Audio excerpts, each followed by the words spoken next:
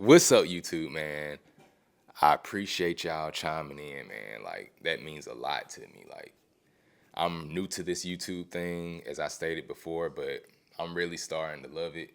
I love talking about tech. I love talking about cameras, so what better place to do it than YouTube? Now let's get into this video. Today we're talking about the Sony FX30.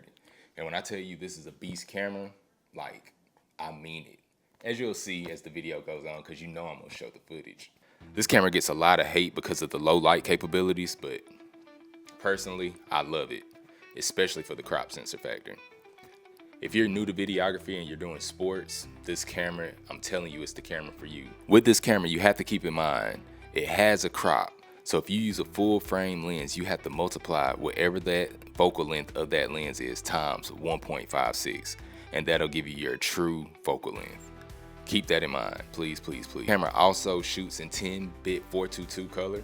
Also, if you're a Sony FX6 owner or FX3 owner, this camera is a great B cam to those cameras just because of the color science. The color science is amazing for this camera. Another thing about this camera is the dual base ISO. The low base ISO starting off at 800 and the high base starting off at 2500. Some people would complain and say that's not high enough or that's not good enough, especially in low light situations. But mostly I use this camera in a lot of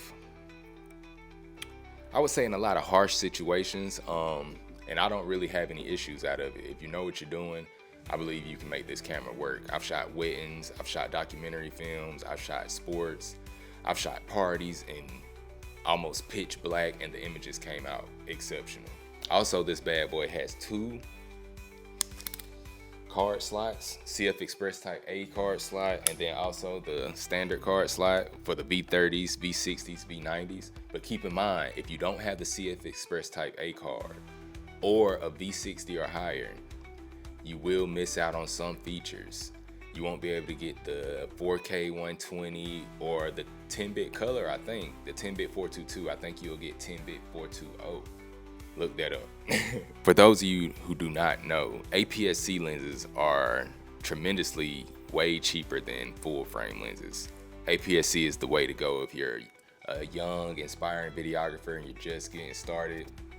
Get you a Sony FX30, get you some type of crop sensor camera, A6700. You have great options to choose from, and you will not be disappointed. You can get you a Sony FX30 right now for about $1,500, and then you can get a lens to go with it for probably around $500 as well, compared to getting a full frame lens, and you're starting off at about $1,500 just for the lens. Once again, I appreciate y'all tuning in, watching my video. If you're new to the channel, please go subscribe. And if you liked it, drop a like, drop a comment, and share it for your boy. I appreciate y'all, and see you next week.